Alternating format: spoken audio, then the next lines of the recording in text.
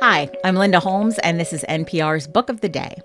Out of all the questions that can animate pieces of fiction, maybe one of the most potent is just this: where is home? What house, what street, what city, or as in DK Nnuro's novel, What Napoleon Could Not Do, what country? The book is about a brother and sister from Ghana who both want to come to the United States. She gets there and marries a Texan, but struggles to get a green card. She's at home there, but also not at home. For him, even getting to the United States remains only a goal.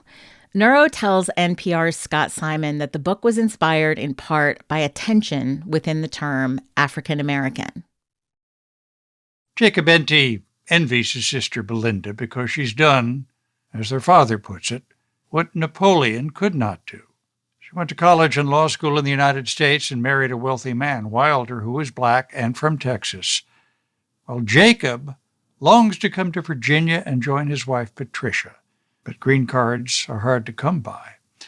What Napoleon Could Not Do is the title of DK Nnuro's debut novel. He was born in Ghana, has taught novel writing at the University of Iowa, and is currently curator of special projects at the University Stanley Museum of Art.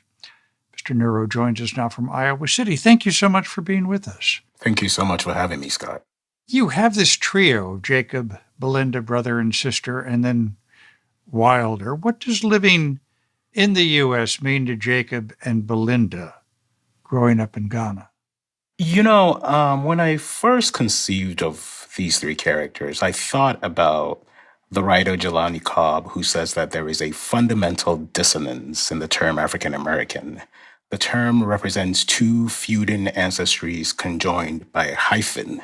And he suggests that perhaps the two words, African and American, be separated by an ellipsis to signify enduring tensions between Black people with immediate African ancestry and those without. I very much believe that my novel resides in the ellipsis. And so for Jacob, being in America is the ultimate goal.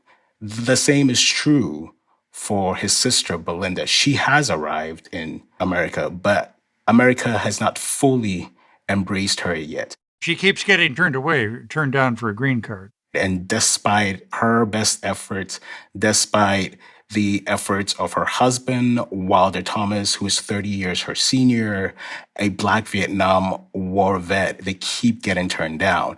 Now, ultimately, she has to make certain decisions when she comes to a crossroads. She asks herself, how long can I really endure this fight when this, the most powerful nation in the world keeps saying no to me? Wilder, whom, by the way, I found a totally enthralling character. A Texan in all ways, including a vast gun collection. He sees his country differently, doesn't he? He does. His experience with racism in this country has been both literal and, I guess, to some degree, paranormal. It has shaped him in a way that very much contradicts the desires of his wife and the desires of his wife's brother. He really doesn't understand Belinda's desperation to be accepted in America, because for him, America will never fully embrace Black bodies. I have to ask the author a blunt question. Do Wilder and Belinda love each other? Or is it something else? I do think they grow to love each other.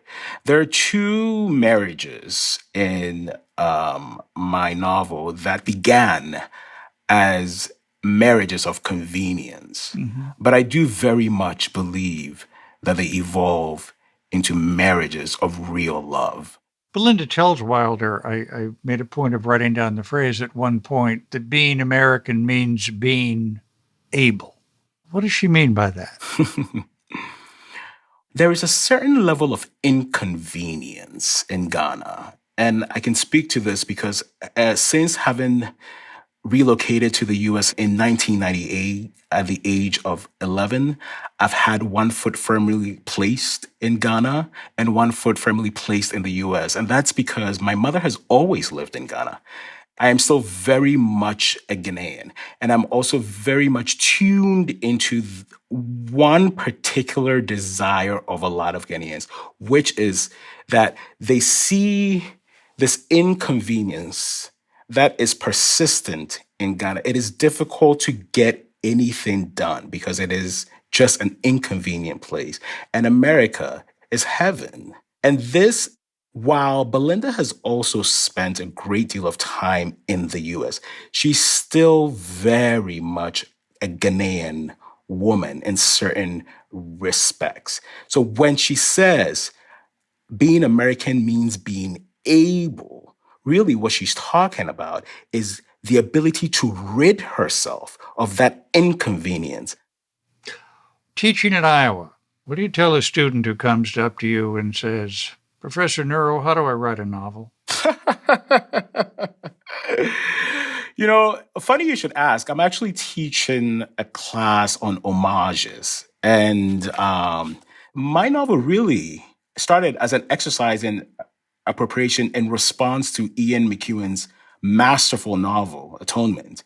And Atonement's conceit is that there's a 13-year-old girl, and she observes something between her sister and a young man, which she misinterprets as something more troubling than it really is. Yes, it has real human consequences. It has real human consequences. But what is interesting, this conceit would not work in Ghana, because in Ghana, not only are children not supposed to be listened to, they're certainly not supposed to be believed. So my novel really began in response to that. The questions I was asking myself were, what will the conditions have to be for this conceit to work in Ghana? And that gave rise to a character named Alfred, who is an 8-year-old boy who by necessity, he serves as the interpreter between his deaf and mute parents and the rest of the household. So by necessity, Alfred has to be heard. Alfred has to be believed.